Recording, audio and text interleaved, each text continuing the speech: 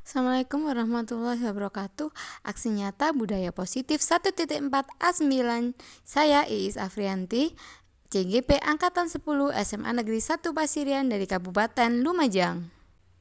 Perkenalkan, Bu Noventi sebagai fasilitator, Bu Saidati sebagai pengajar praktek, saya sebagai CGP.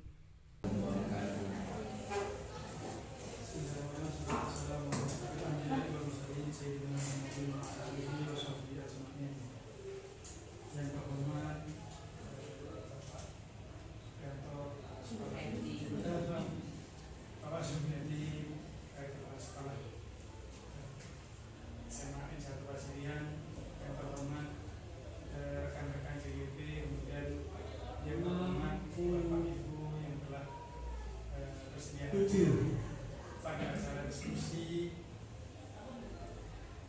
utamanya di modul 1.4 tentang restitusi, kemudian tentang disiplin positif, kebajikan universal dan dasar manusia. Ini merupakan tugas kami. Salawat serta salam semoga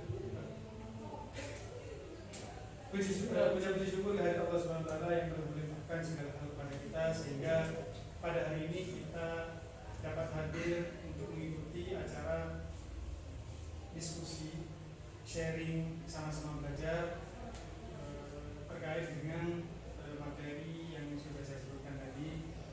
Semoga acara ini awal hingga akhir berjalan dengan lancar. Salawat serta salam semoga tetap tercurahkan kepada Nabi besar Muhammad SAW yang telah membawa kita dari zaman hijrah ke zaman dunia seperti saat ini. Teman-teman sekalian, ini merupakan tugas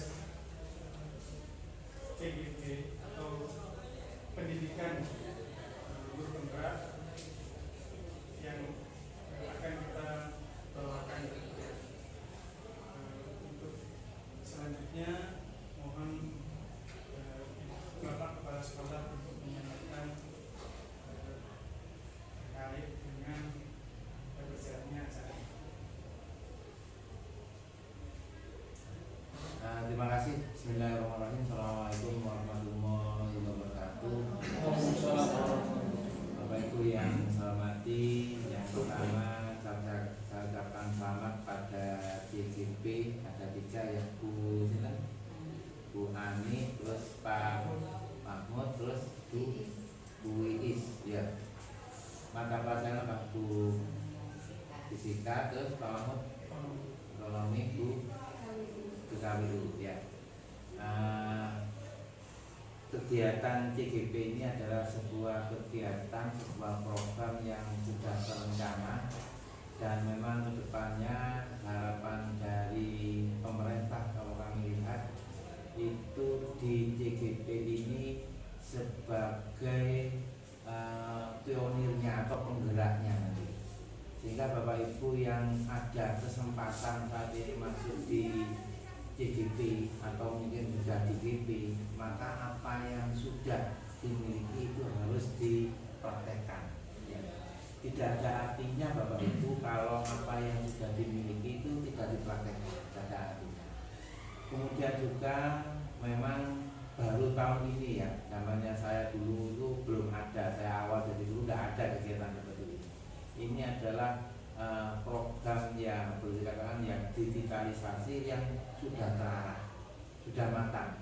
CGP itu kalau saya pendidikannya 6 bulan, 6 ya, 6 bulan itu sudah bagus.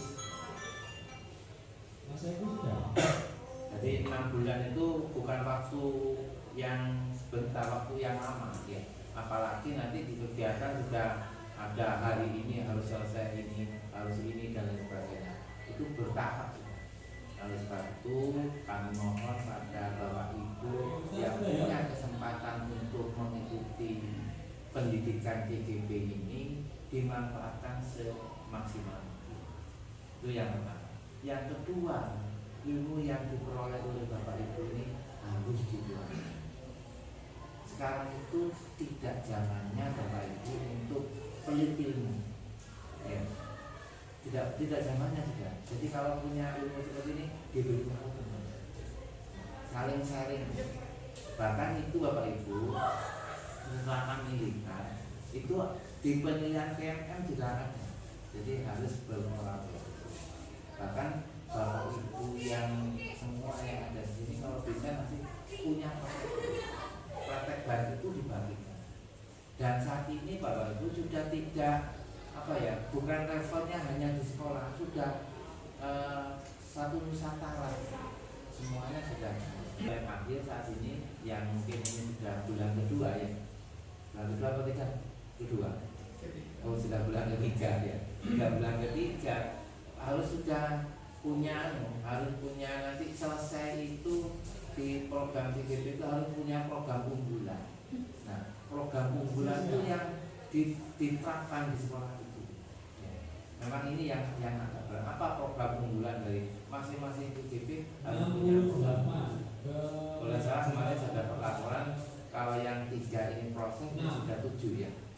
Berarti yang selesai 4 berarti ya. 4. Nah, ini dari PN semua. Ini Pak Kamu PN semua. Ketiga-tiganya berapa? 2.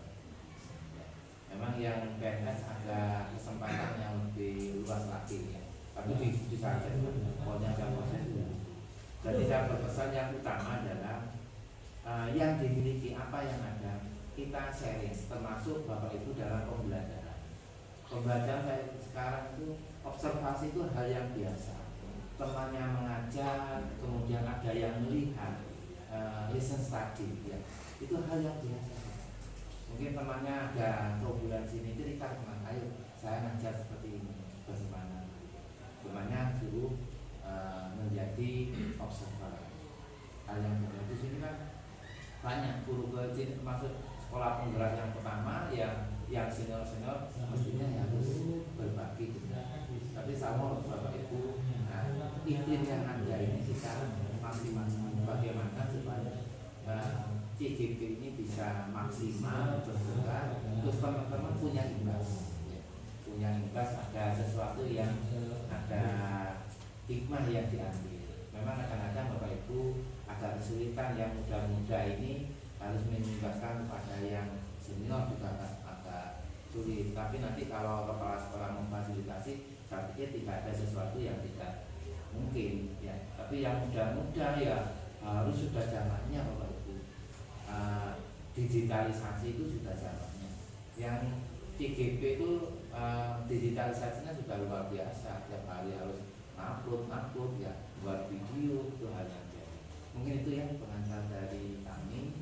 Silakan dilanjutkan sudah ya, sudah dilanjutkan sudah dengan rekomendasinya ya itu mungkin pengantar dari kami ya. Mungkin nanti kalau ada kesempatan kami nanti ya minimal pernah rapat lah, saya ingin berkenalan lebih panjang lagi cerita-cerita ya apa pengalamannya. Saya juga kesini juga ingin tahu apa sih pengalaman Bapak Ibu penjelasan dari kami ya. Terima kasih Bapak Ibu semua. Jadi assalamualaikum warahmatullahi wabarakatuh. Ucapkan terima kasih atas apa yang disampaikan. Insyaallah ini menjadikan motivasi bagi kami untuk terus belajar, utamanya untuk mengikuti penggerak dan menjelaskannya kepada sekolah, utamanya pada siswa atau murid. Untuk acara selanjutnya mari rekan-rekan CGP untuk memaparkan terkait materi-materi yang akan disampaikan, baik kebijakan kebajikan universal, kemudian restitusi, kemudian kebijakan restitusi. Saya tinggal ya, monggo Bang. Ya. Nanti hukuman, penghargaan dan restitusi saya akan menjelaskan tentang itu. Kemudian keyakinan kelas dan kebutuhan dasar manusia dan dunia berkualitas itu nanti akan dijelaskan oleh Iis. Dan materi terakhir restitusi 5 posisi kontrol dan segitiga restitusi nanti akan disampaikan oleh Pak Mahmud. Nah, jadi selama ini kan kita memang yang sering dipertanyakan sebenarnya disiplin itu apa sih? mungkin bisa dipaparkan kira-kira disiplin itu apa ya? Taat peraturan, tanggung jawab, sesuatu yang berasal dari diri sendiri. Jadi memang disiplin itu sesuatu yang ada dalam diri kita sendiri. Kita bertanggung jawab atas hal itu, dan kita memang motivasi yang muncul dari dalam diri sendiri. Jadi sebenarnya disiplin itu bukan sebuah peraturan sebenarnya, bukan masalah peraturan, tapi hal yang muncul dari diri sendiri. Disiplin itu jadi kalau menurut Dian Husen di situ, kata disiplin sendiri itu berasal dari bahasa Latin yang merupakan kata disiplina, yang artinya adalah belajar. Jadi disiplin itu artinya adalah belajar. Jadi disiplin sendiri itu sebenarnya artinya belajar. Jadi seseorang yang memiliki rasa disiplin itu akan bisa bertanggung jawab terhadap apa yang dilakukan.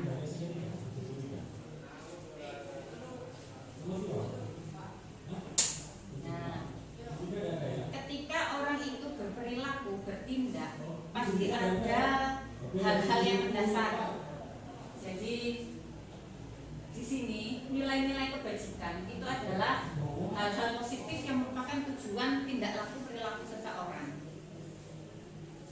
Dan nilai-nilai kebajikan universal itu kan berlaku secara umum. Jadi misalkan tentang bagaimana mematuhi peraturan itu kan berlaku universal. Semua negara pasti akan mengharapkan orang untuk taat peraturan. Misalkan lagi di semua suku bangsa pasti akan seperti itu. Kemudian misalkan untuk saling menghormati sesama, menghormati orang lain, itu juga akan berlaku pada seluruh suku bangsa ataupun agama manapun. Jadi nilai-nilai kebajikan universal itu nilai-nilai yang memang disepakati oleh semua suku ataupun agama.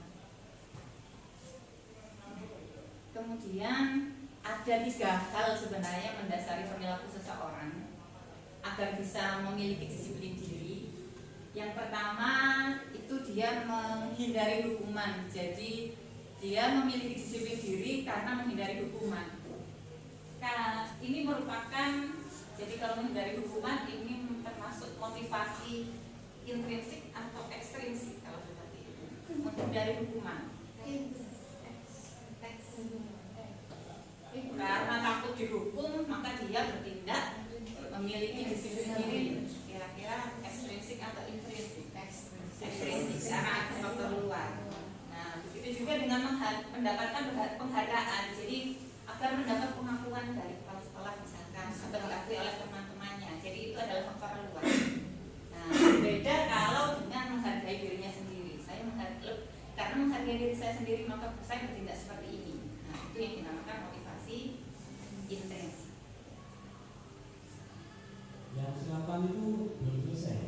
Nah, bagaimana membedakan antara hukuman? Jadi ada 3 istilah sebenarnya. Karena tadi menghindari hukuman, ada konsekuensi, dan ada restitusi. Jadi kalau hukuman itu terjadi secara spontan. Jadi misalkan saya paparkan saja dulu. Jadi kalau hukuman itu terjadi secara spontan, tapi kalau konsekuensi ada kesepakatan terlebih dahulu. Konsekuensinya seperti ini, maka akan terjadi hal seperti ini. Kalau hukuman itu tidak. Jadi hukum seperti ini itu terjadi secara spontan. Nah, kemudian biasanya itu kalau hukuman selalu mengarah ke sesuatu yang menyakitkan, kan seperti itu. Kalau konsekuensi itu memang harus terjadi. Sedangkan pada restitusi itu sebuah pilihan. Karena memang motivasi dari dalam diri. Kemudian untuk hukuman itu tidak nyaman untuk murid dalam jangka waktu panjang, jadi dia akan memiliki rasa bersalah atau rasa ketakutan mungkin. Sedangkan untuk konsekuensi mungkin karena dia sudah merasa bertanggung jawab, rasa tidak nyamannya sebentar saja dalam waktu jangka pendek. Tapi untuk restitusi karena dia sudah merasa itu pilihannya, maka dia akan semakin kuat menguatkan harga dirinya sebenarnya. Dan ada beberapa tahap di sini. Nah, kalau hukuman itu dibuat oleh guru, tapi untuk konsekuensi karena kesepakatan ada 2 dua pihak, guru dan murid. Nah, sedangkan kalau restitusi murid sendiri yang mengubah. Kemudian hukuman ini sistem tidak akan berjalan kalau muridnya tidak takut. Benar atau tidak kira-kira kalau seperti itu? Jadi hukuman itu tidak akan berlaku kalau muridnya sudah tidak takut lagi. Nah, sedangkan kalau konsekuensi itu kita harus monitor terus secara terus-menerus. Jadi anak ini saya pantau terus agar berlaku baik. Ya, jadi kalau jadi wali kelas anak ini agak bagaimana, kita harus memantau terus sampai dia akhirnya naik kelas. Nah, tapi kalau untuk restitusi, murid itu akan belajar bertanggung jawab atas dirinya sendiri. Nah, jadi ada beberapa tindakan di sini 1, 2, 3, 4, 5, 6 ada 6 tindakan. Kira-kira dalam kasus ini itu termasuk hukuman atau restitusi. Yang pertama, mencatat 100 kali di dalam buku kalimat saya tidak akan terlambat lagi karena datang terlambat sekolah, itu yang pertama. Yang kedua, membersihkan tumpahan air di meja tulis karena tersenggol pada saat belajar.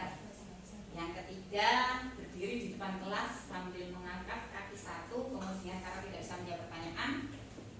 Yang keempat, kehilangan 10 menit jam istirahatnya karena untuk mengerjakan tugas karena datang terlambat untuk mengejar ketertinggalannya. Lalu lari mengelilingi lapangan basket 2 kali karena terlambat hadir di sekolah. Dan yang terakhir, murid diminta untuk push up 15 kali karena tidak menggunakan dasi di sekolah.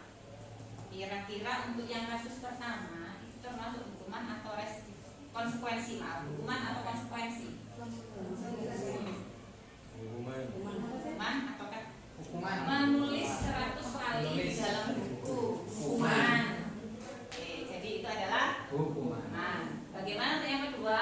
Membersihkan tumpahan air di meja tulis karena tersenggol pada saat belajar. Konsekuensi. Lalu berdiri di depan kelas saat mengangkat kaki satu. Hukuman. Kemudian kehilangan 10 menit jam istirahatnya untuk mengerjakan tugas. Konsekuensi. Lari mengelilingi lapangan basket. Hukuman juga, mulai diminta push up. Nah, terima kasih.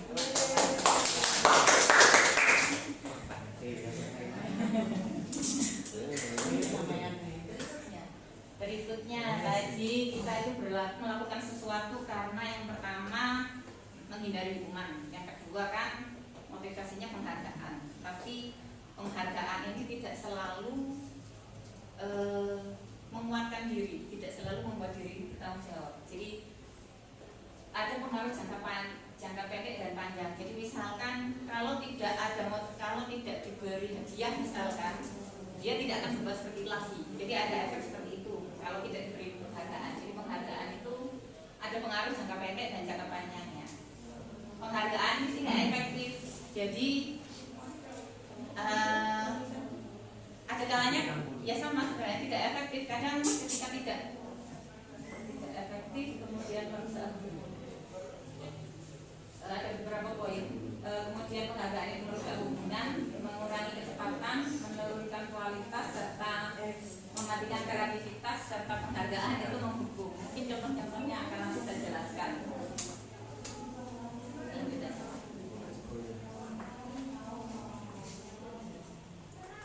Nah, jadi karena penghargaan itu sifatnya kita harus memantau terus, maka kalau misalkan kita ingin memberi penghargaan kepada murid, mungkin ada beberapa cara. Jadi misalkan beri pengakuan secara khusus saja pada orang, atau misalkan kalau ingin berikan penghargaan kepada semua anak, misalkan karena guru TK semuanya diberi apresiasi, maka itu jangan di depan umum, jadi harus dipersatu untuk menghindari tidak efektifnya penghargaan itu tadi. Kemudian harus secara konsisten. Jadi ketika dia baik diberi penghargaan, yang lain tidak, nah itu namanya tidak konsisten lagi. Dan yang terpenting fokus pada prosesnya. Nah, apa itu restitusi? Restitusi mungkin akan dijelaskan lebih banyak oleh Pak Mahmud, tapi yang pasti restitusi itu adalah sebuah undangan bagi murid.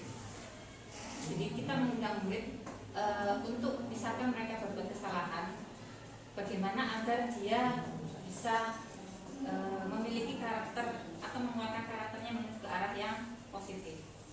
Jadi restitusi kalau di sini itu proses menciptakan kondisi bagi murid untuk memperbaiki kesalahan mereka. Jadi dalam proses itu kita memang mengundang murid untuk berdiskusi. Jadi memang kita sengaja mengundang untuk berdiskusi. Tujuannya untuk mencari masalah, jadi untuk memecahkan masalah yang mereka buat. Sehingga dari kesalahan itu mereka tidak merasa bersalah, bisa mencari solusinya dan tidak mengulangi kesalahan yang sama. Untuk tahap selanjutnya, materi selanjutnya akan dilanjutkan oleh Iis. Mau Iis ya?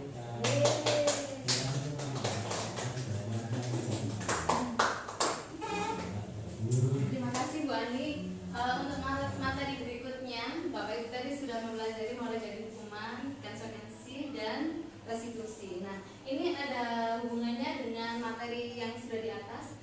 Mengapa tidak peraturan saja? Mengapa harus keyakinan kelas? Nah, jadi nanti peraturan ini ada hubungannya dengan konsekuensi dan apa tadi? Hukuman.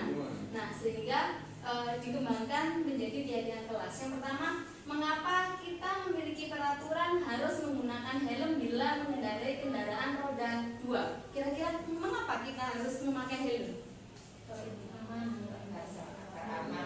Agar aman, agar selamat, ya. Biar keren. Biar nggak panas. Nah, itu untuk mematuhi aturan, karena itu sudah berada di aturan. Yang kedua, saat pandemi COVID, mengapa kita memiliki peraturan 3M, menggunakan masker, mencuci tangan, dan menjaga jarak 1,5 meter? Kenapa kira-kira? Mengurangi penyebaran. Untuk mengurangi penyebaran. Nah, itu kan kenapa kita menggunakan itu? Karena kalau kita tidak menggunakan masker, otomatis kita tertular. Berarti kan konsekuensi. Nah, tetapi kalau kita memiliki kesadaran itu, walaupun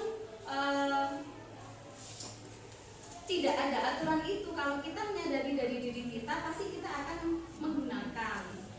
Next. Nah, dengan kita menggunakan masker tadi, dengan menggunakan helm, dengan yang awalnya menjadi aturan, lalu berkembang menjadi kebiasaan. Nah, biasanya itu dari aturan akan meningkat menjadi kebiasaan. Nah, kebiasaan ini biasanya dibentuk kalau misalnya di dalam kelas itu kita membuat kesepakatan antara siswa yang awalnya ada peraturan sekolah, itu kan harus dipatuhi oleh semua warga sekolah, ya. Tetapi biasanya kita di dalam kelas itu akan berkembang lagi, kita membuat kesepakatan di dalam kelas. Nah, untuk kesepakatan atau keyakinan kelas ini fungsinya adalah agar ketika kita belajar di dalam kelas menjadi nyaman, untuk menciptakan lingkungan yang positif. Jadi dari aturan ketika dikembangkan menjadi keyakinan atau kesepakatan, itu nantinya akan menciptakan lingkungan yang positif. Setelah menciptakan lingkungan yang positif, maka akan menjadi budaya yang positif di lingkungan sekolah kita. Nah, misalnya ini budaya positif yang sudah terjadi di sekolah kita ini, ketika Bapak Ibu guru menyambut siswa di depan dengan bersalam-salaman, dengan melakukan 3S, senyum, salam, dan sapa. Itu merupakan salah satu budaya positif yang sudah ada di sekolah. Nah, untuk merumuskan keyakinan kelas, yang pertama, keyakinan kelas bersifat lebih abstrak daripada peraturan yang lebih rinci dan konkret. Yang kedua, keyakinan kelas berupa pernyataan-pernyataan yang universal. Yang ketiga, pernyataan keyakinan kelas senantiasa dibuat dalam bentuk positif. Yang keempat, keyakinan kelas hendaknya tidak terlalu banyak sehingga mudah diingat dan dipahami oleh siswa atau semua warga sekolah. Yang kelima, keyakinan kelas sebaiknya sesuatu yang dapat diterapkan di lingkungan tersebut. Yang keenam, semua warga kelas hendaknya ikut berkontribusi dalam pembuatan keyakinan kelas. Yang ketujuh, bersedia meninjau kembali keyakinan kelas dari waktu ke waktu. Jadi Bapak Ibu, biasanya kalau kita pembelajaran di dalam kelas awal tahun ajaran baru itu kan biasanya kita dengan anak-anak membuat kesepakatan. Biasanya kita menampilkan CP, menampilkan ATP gitu ya. Nah, untuk menciptakan lingkungan yang kondusif di dalam kelas agar kita sama-sama nyaman, jadi setidaknya kita membuat keyakinan kelas bersama-sama biar anak-anak ini lebih disiplin, lebih nyaman antara guru dan siswa. Jadi kita bersama-sama menyusunnya. Jadi keinginan anak-anak ini apa semuanya? Misalnya menciptakan kelas yang bersih. Terus ada lagi datang tepat waktu atau disiplin gitu ya. Terus ada lagi setelah meminjam barang harus dikembalikan ke tempatnya. Nah, itu kan merupakan kesepakatan yang nantinya akan dibuat oleh kita sebagai guru dengan siswa demi menciptakan kenyamanan di dalam kelas. Next slide. Nah, ketika membuat keyakinan kelas itu, setelah kita bermusyawarah dengan anak-anak, lalu menemukan kata mufakat untuk keyakinan kelas, maka kita sebagai guru harus meninjau secara berkala, karena biasanya keyakinan kelas itu nanti misalnya sekarang sudah tidak terlambat lagi, mereka sudah memiliki kesadaran. Nah, jadi nanti akan ditingkatkan lagi, apalagi yang sekiranya itu bisa benar-benar menciptakan keadaan yang nyaman di dalam kelas. Keyakinan kelas merupakan peraturan yang dibuat kesepakatan antara guru dan siswa. Pada peraturan berikut, apakah yang menjadi keyakinan kelas atau nilai kebajikan yang dituju? Nah, ini ada pada kolom di sebelah kiri saya ini ada daftar peraturan dan yang sebelahnya ada keyakinan kelas. Nah, yang pertama, kembalikan barang ke tempatnya. Yang kedua, dilarang menggunakan narkoba. Yang ketiga, hadir di sekolah 15 menit sebelum pembelajaran dimulai. Yang keempat, bergantian atau menunggu giliran. Yang kelima, gunakan masker. Yang keenam, dilarang merokok. Nah, ini biasanya banyak kalimat-kalimat dari anak-anak yang misalnya datang tepat pada waktunya, dilarang menggunakan narkoba, dilarang merokok di dalam kelas. Ini kita rubah ke dalam kalimat yang positif. Jadi dalam membuat keyakinan kelas itu dari kalimat seperti ini dirubah menjadi kalimat yang positif. Nah, kira-kira dari kembalikan barang ke tempatnya, kalau dirubah menjadi kalimat positif di keyakinan kelas, kira-kira apa Bapak Ibu?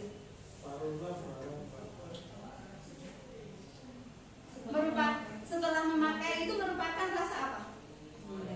Tanggung jawab. Nah, berarti keyakinan kelasnya cukup tanggung jawab. Nah, misalnya dilarang menggunakan narkoba, termasuk pada apa kalau narkoba Bapak Ibu?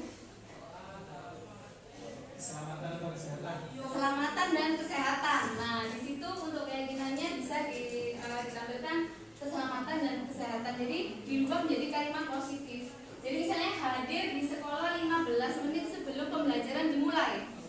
Disiplin. Bergantian atau menunggu giliran.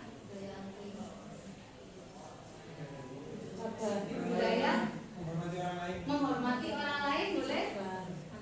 Antri boleh. Gunakan masker. Keselamatan dan kesehatan. Dilarang merokok. Kesehatan. Oke, kesehatan dan termasuk keselamatan ya Bapak Ibu ya. Nah, ini adalah contoh dari keyakinan kelas. Saling menghormati, menjaga kebersihan, patuhi aturan, selalu jujur, menjaga keamanan. Yang kedua hampir sama, menjaga kebersihan, disiplin dan tepat waktu, saling tolong menolong, berkata sopan dan saling menghormati. Sudah, mungkin ini dari materi keyakinan kelas. Untuk materi berikutnya 5 kebutuhan dasar. Nah, untuk 5 kebutuhan dasar ini yang pertama adalah untuk bertahan hidup. Yang kedua ada cinta dan kasih sayang. Yang ketiga ada penguasaan, ada kebebasan dan kesenangan. Nah, untuk bertahan hidup ini, kita untuk bertahan hidup ini kan butuh makan, butuh demi mempertahankan hidup kita. Jadi ada rumah, ada pakaian. Lalu untuk cinta dan kasih sayang. Jadi kita semuanya itu pastilah butuh rasa cinta dan kasih sayang gitu ya. Nah, kalau kita tidak memiliki rasa cinta dan kasih sayang ini, nantinya kalau siswa kita itu biasanya yang kurang kasih sayang, kurang apa kan biasanya suka cari perhatian gitu ya, suka caper. Nah, kayak gitu. Nah, itu berarti butuh diperhatikan. Lalu ada lagi penguasaan. Berikutnya ada penguasaan. Nah, untuk penguasaan ini biasanya ketika pengen mendapatkan penghargaan. Nah, itu biasanya masuk pada penguasaan. Lalu kebebasan. Ketika anak-anak itu pengen belajar. Ya, di sini ada lambangnya seperti burung yang bebas terbang di langit nih. Nah, kalau kebebasan ini biasanya ketika misalnya anak-anak belajar di dalam kelas pengen mendengarkan musik. Nah, pengen itu masuk pada kebebasan. Yang berikutnya ada kesenangan. Nah, kesenangan. Nah, kalau ibu mungkin shopping itu termasuk pada kesenangan seperti itu. Kalau ATM di bawah itu penguasaan ya. Penguasaan, ya betul. Nah, berarti materi itu. Ini ada 5 kebutuhan dasar manusia bertahan hidup. Kebutuhan bertahan hidup dengan yang berhubungan dengan kesehatan, makanan, rumah, pakaian, kebutuhan seks itu juga termasuk pada bertahan hidup. Berikutnya ada cinta dan kasih sayang. Ada juga cinta dan kasih sayang. Jadi kalau cinta dan kasih sayang itu ketika kita diterima. Nah, misalnya ini ada bapak ibu guru yang baru diterima di sini dengan lapang dada. Nah, itu kasih sayang gitu ya. Lalu berikutnya ada penguasaan atau pengakuan atas kemampuan. Jadi kebutuhan untuk diakui kemampuan berupa prestasi dan dianggap berharga biasanya maunya menjadi pemimpin dan akan kecewa jika melakukan kesalahan. Ini termasuk pada pengakuan dan penguasaan. Jadi kalau ada anak-anak nih yang sekiranya dia itu selalu menunjukkan bahwa dirinya mampu untuk mengerjakan sesuatu dan harus yang nomor 1, nah itu biasanya masuk pada penguasaan. Lalu yang berikutnya ada kebebasan, kebutuhan akan pilihan. Kebutuhan akan kebebasan, mandiri dan otonomi biasanya menginginkan pilihan banyak, bergerak, suka mencoba, tidak terpengaruh dengan orang lain dan senang dengan hal-hal yang baru. Jadi kebebasan ini tadi contohnya seperti burung yang pengen terbang lepas di langit, bebas bergerak. Nah, itu contohnya pada kebebasan. Lalu kesenangan, kebutuhan untuk merasa senang, kebutuhan untuk mencari kesenangan, bermain dan tertawa, biasanya menikmati apa yang dilakukan, suka bermain, suka melucu, suka bergurau dan menggemaskan. Nah, itu seperti Pak Firman itu, kan menggemaskan gitu ya.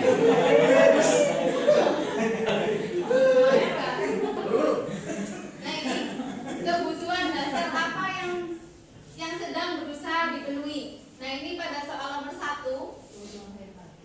Tahun ini Dimas genap berusia 17 tahun. Ia senang sekali ketika ayahnya mulai mengajarkan cara menyetir mobil. Setiap akhir pekan ia berlatih menyetir. Ia terlihat senang sekali berlatih sampai akhirnya ia bisa menyetir mobil dengan baik dan lancar. Ketika ibunya bertanya pada Dimas, apa yang membuat dia ingin bisa menyetir mobil? Ketika jawaban Dimas adalah seperti ini, kebutuhan apa yang ingin dia penuhi? Aku senang bisa pergi ke tempat-tempat yang aku suka. Kira-kira kesenangan? Kebebasan. Karena dia mau kemana-mana.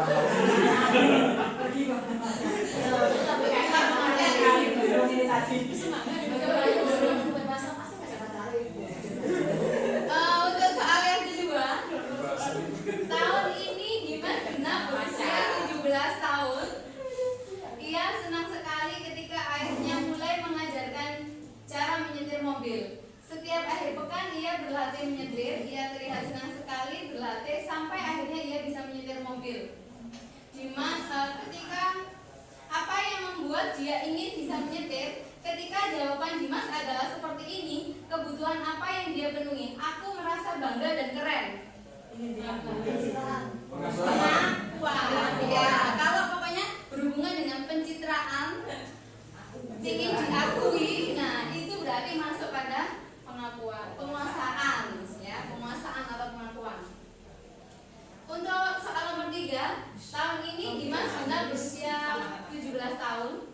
Nah, ketika pertanyaannya apa yang membuat dia ingin bisa menyetir mobil, ketika jawaban Dimas adalah kebutuhan apa yang ingin dipenuhi, biar bisa jalan naik mobil bersama teman-temanku. Kesenangan, ya. Jadi ada kesenangan bersama dengan teman-temannya. Untuk pertanyaan yang keempat dengan soal yang sama, apa yang membuat dia ingin bisa menyetir mobil? Ketika jawaban Dimas adalah seperti ini, menyetir mobil itu seru. Menyetir mobil itu seru. Kesenangan. Kasih sayang.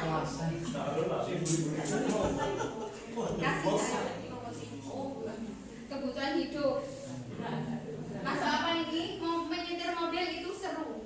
Kesenangan, ya, kesenangan. Kalau yang biar bisa jalan-jalan sama teman-teman itu selain kesenangan juga bisa masuk pada cinta kasih sayang. Karena kan sesama dengan sesama teman ya, sosial.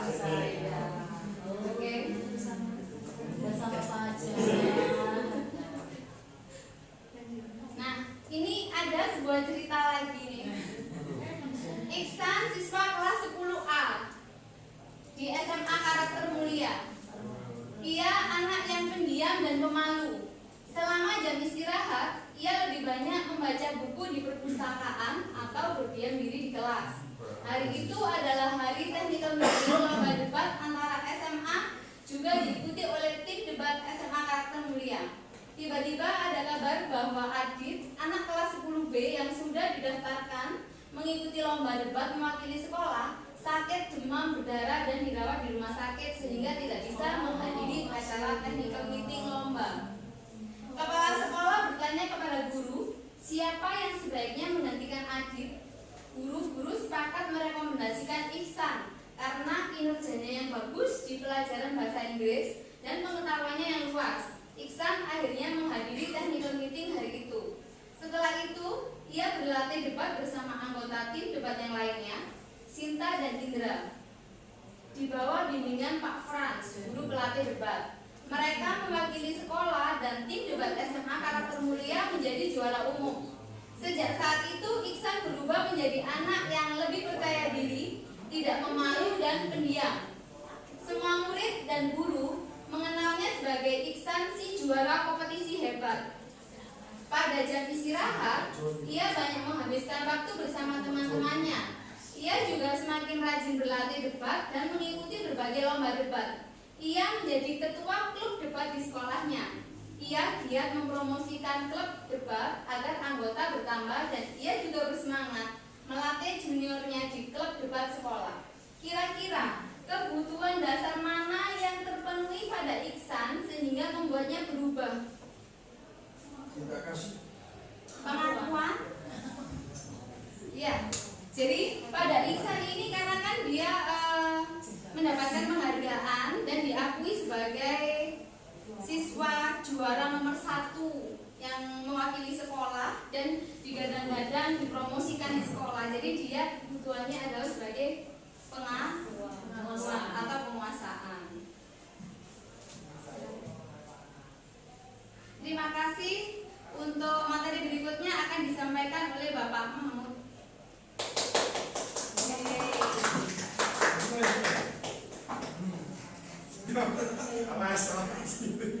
Lima, posisi kontrol sebagai guru gitu ya. Nah, Bapak Ibu, ketika murid kita melakukan kesalahan, kita ini beda-beda dalam posisi ini kan. Ada yang misalkan kalau saya sendiri kalau yang saya refleksi, saya ini posisinya ada di teman sama membuat rasa bersalah. Kenapa? Karena biasanya kalau ada murid melakukan kesalahan, saya dudukkan, kemudian saya intinya membuat mereka merasa bersalah. Kamu gak kasihan sama orang tuanya, Pak? Jadi gitu-gitu, ya. Itu sebenarnya posisinya adalah di pembuat merasa bersalah. Jadi biasanya komunikasinya itu lirik, gitu ya, lirik atau intensif, gitu ya, atau intim, gitu ya. Maksudnya itu kita itu berkomunikasi lirik sehingga anak-anak itu merasa bersalah. Oh iya, betul, dari hati ke hati. Nah, ada lagi yang di tipe penghukum. Kalau penghukum itu kamu salah, kamu harus push up sekarang, gitu ya. Sama seperti tadi yang disampaikan oleh Bu Ani bahwa kalau yang hukuman itu spontan, gitu ya. Nah, guru di tipe posisi penghukum ini biasanya spontan, gitu ya. Ya menghukum, gitu ya.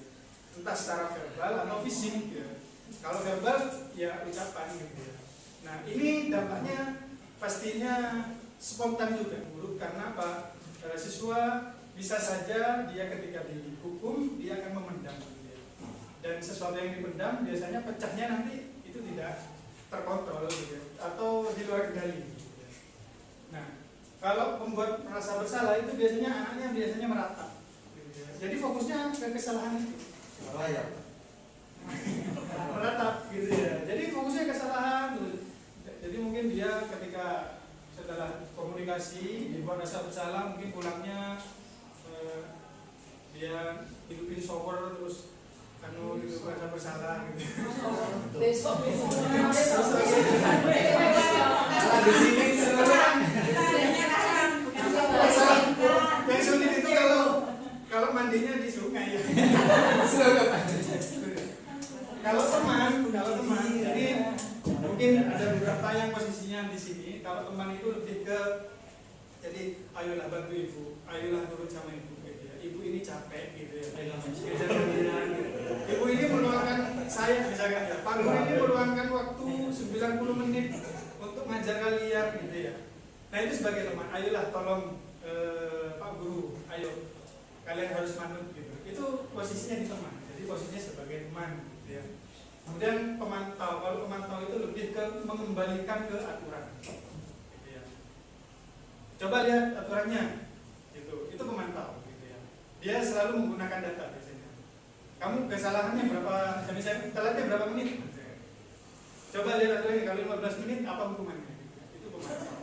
Yang terakhir ini yang diharapkan kita semua diharapkan menjadi ini sebagai manajer, gitu ya, posisinya sebagai manajer.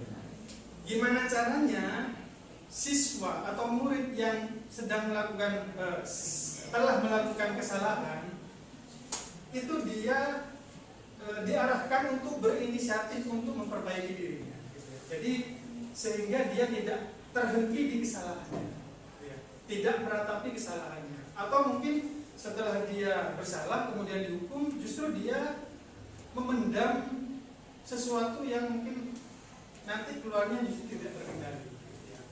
Mungkin pernah merasakan, gitu ya, Bapak, di halaman tersebut, di kertas yang sudah dibagikan itu terdapat beberapa skenario atau cerita, gitu ya.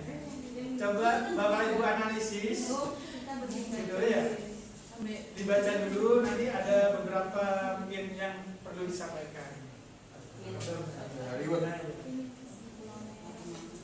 Nah, jadi dalam ada 4 kasus di situ, mungkin Bapak Ibu sudah pegang masing-masing satu kasus. Dalam kasus tersebut kan ada yang 2 guru, ada yang 1 guru. Mungkin bisa menyampaikan kira-kira guru yang ini dia termasuk tipe penghukum atau membuat rasa bersalah, ataukah sebagai manajer mungkin, atau sebagai pemantau. Jadi tiap-tiap kasus itu bercerita tentang hal yang berbeda. ada buku. Nah, silakan.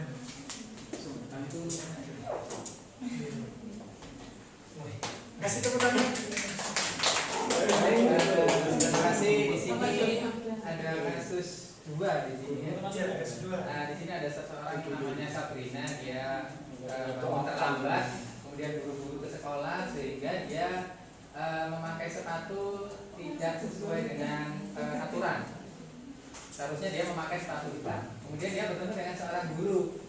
Ternyata sama guru tersebut Sabrina istilahnya dimarahi ya istilahnya. Jadi di sini posisi posisi guru di sini sebagai penghukum karena dia disuruh mencopot sepatunya dan 1 hari tidak boleh mengenakan sepatu. Maka bisa saya keluar di sini posisinya sebagai penghukum.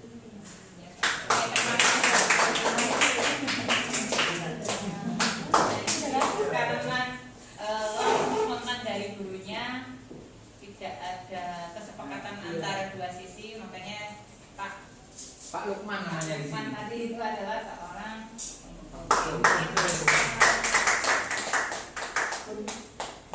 Untuk selanjutnya. Terima kasih.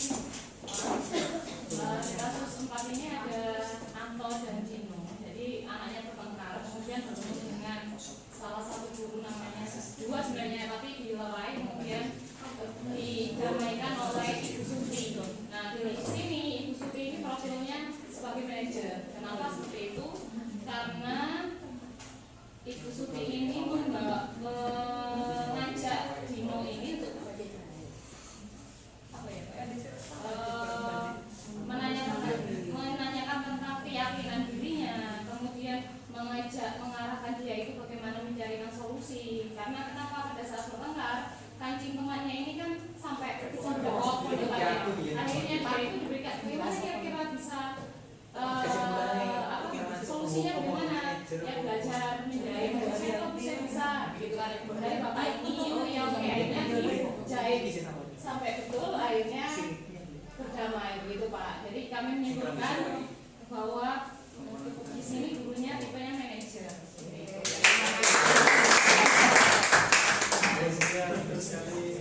Jadi seperti yang disampaikan tadi, gurunya itu justru membalikan kepada muridnya, diarahkan supaya mereka menemukan solusi sendiri. Selanjutnya ada 4 kasus kayaknya ya. Ini keempat ini. Oke, kasus. Kasus ketiga akan disampaikan oleh Bu Citra.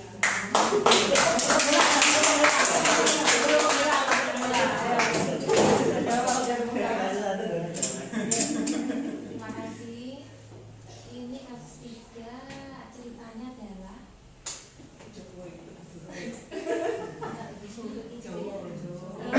Dani, seorang guru bahasa Inggris. Beliau mendapati fajar yang di pelajarannya itu tidur-tiduran. Kemudian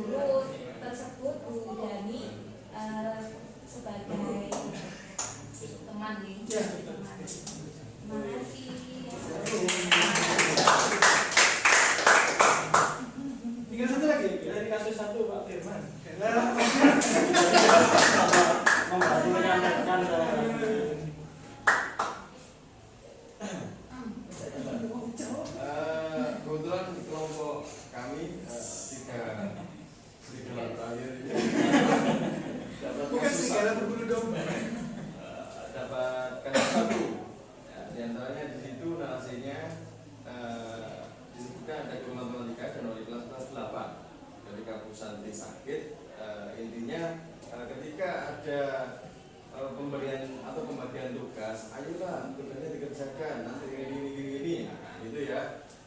Terus ternyata ada 2 orang yang bernama Vivi dan Natali itu juga kurang mengindahkan apa yang sudah diperintahkan atau diinstruksikan oleh gurunya tersebut gitu.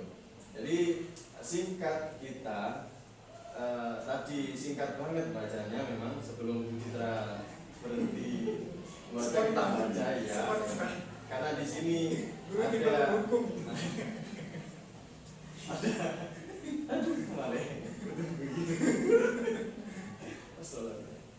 apakah ada gagasan? Nah, karena ada opsi yang demikian, jadi kita menebak mungkin menganalisis juga menyimpulkan bahwasanya di kasus 1 posisi guru di sini sebagai manajer, karena memang di sini guru memposisikan apa sih sama kayak kasusnya Bu Manila tadi, disuruh atau dikasih opsi untuk mencari solusi atas permasalahannya sendiri, gitu mungkin dari kelompok 3.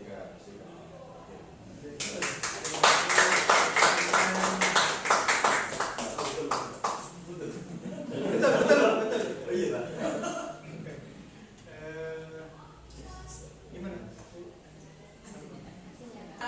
Kalau Bu Ani kan memang ada skenario-nya. Kalau di saya ini memang ketika anak itu datang memang asli datangnya terlambat.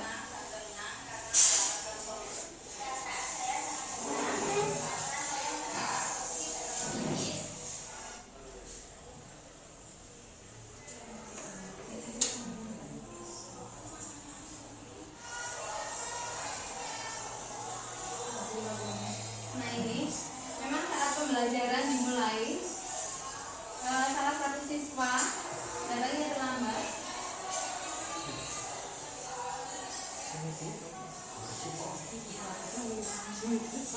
Nah,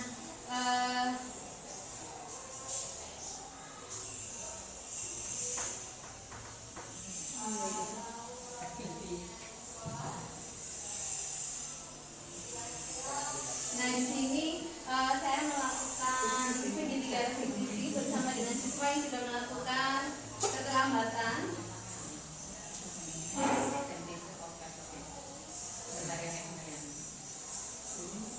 Nah, mulai dari menanyakan permasalahan,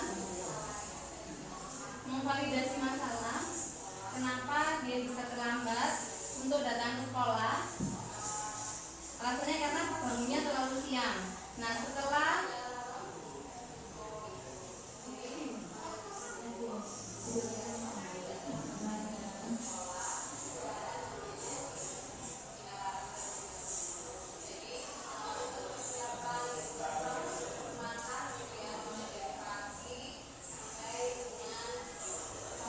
jadi di segitiga restitusi ini ketika siswa mengalami permasalahan, kita tidak langsung mengejudge untuk dia bersalah, tetapi di sini kita harus menguatkan untuk menemukan sebuah solusi, sehingga dia nanti akan memiliki rasa kesadaran agar tidak melakukan kesalahan yang kedua kali.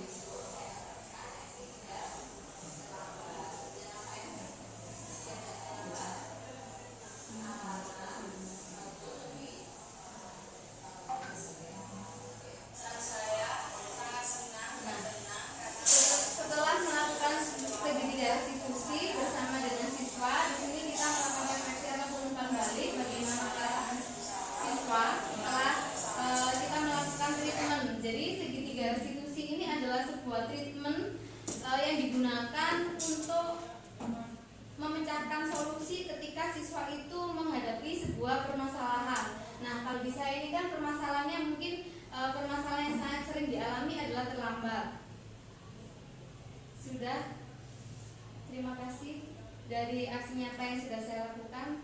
Selanjutnya aksi nyata dari Pak Mahmud.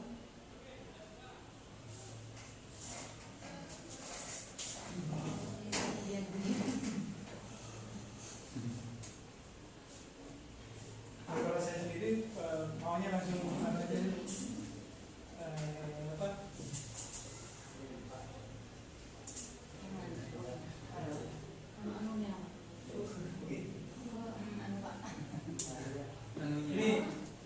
pasti kalian punya alasan hingga kalian tidak hadir tanpa alasan selama 4 hari. Padahal belajar setiap hari aktif dan teman-teman kalian juga lengkap gitu ya. Nah, dalam segitiga restitusi ini yang mana Bapak Ibu? Pasti kalian punya alasan. Aku Pak. Itu yang pertama. Ya Pak. Validasi, menstabilkan, atau menanyakan keyakinan.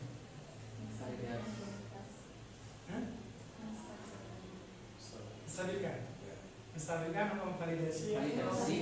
Validasi. Kemudian selanjutnya terus ke bawah.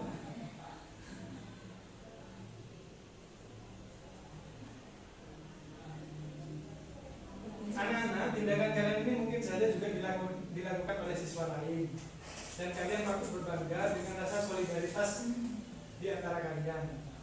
Nah, ini termasuk yang mana? Anak-anak stabilitas. Ya, stabilitas. Betul.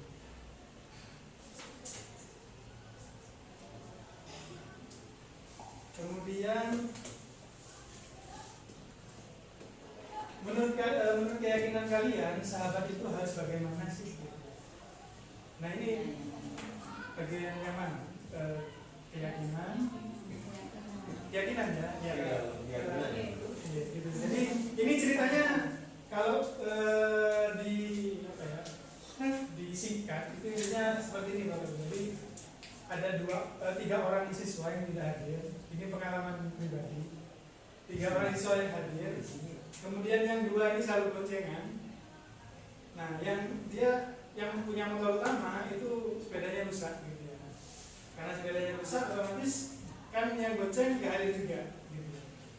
Kemudian sampai 4 hari.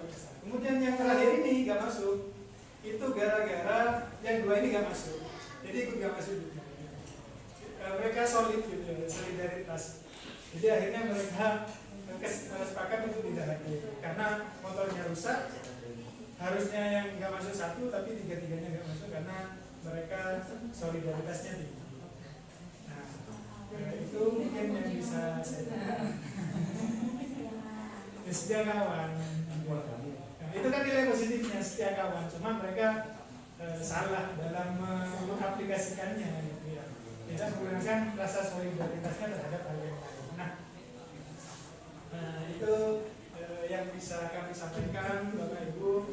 Jadi ini sebagai refleksi diri kita sebagai seorang guru gitu ya. Jadi kita sama-sama belajar, kita sama-sama memperbaiki diri terkait bagaimana cara merespon seorang siswa. Dari proses belajar ini saya sendiri juga sadar bahwa kita tidak bisa secara spontan menjustifikasi anak ketika melakukan kesalahan. Bisa jadi mereka mempunyai alasan yang besar di balik kesalahan yang kecil itu. Ya. Untuk selanjutnya saya memohon umpan balik atau refleksi dari 2 orang dari jenengan semua mungkin terkait pembahasan kita hari ini. Apa perasaan Bapak Ibu setelah mempelajari atau satu orang aja. Mohon ada yang mewakili. Oh ya.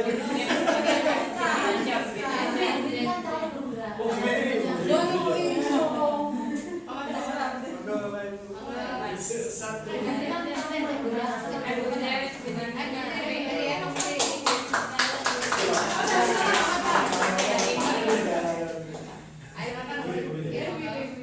Terima kasih waktunya. Terima kasih Bapak Ibu hebat calon guru penggerak untuk ilmunya hari ini, untuk sharingnya berbagi dengan kami yang masih belajar ini. Banyak yang kita pelajari hari ini tentang bagaimana cara kita menghadapi siswa dengan beberapa banyak keunikannya. Kita kita tinggal memilih mau pilih jalan keluar yang bagaimana, mau pilih yang seperti apa. Dari sini saya belajar untuk mengontrol diri, bagaimana untuk tidak menghukum dengan kata-kata pedas saya, mungkin lebih ke konsekuensi atau kalau bisa ke restitusi. Ya. Terima kasih itu yang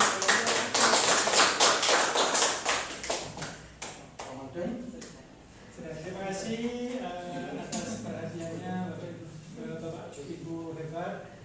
Saya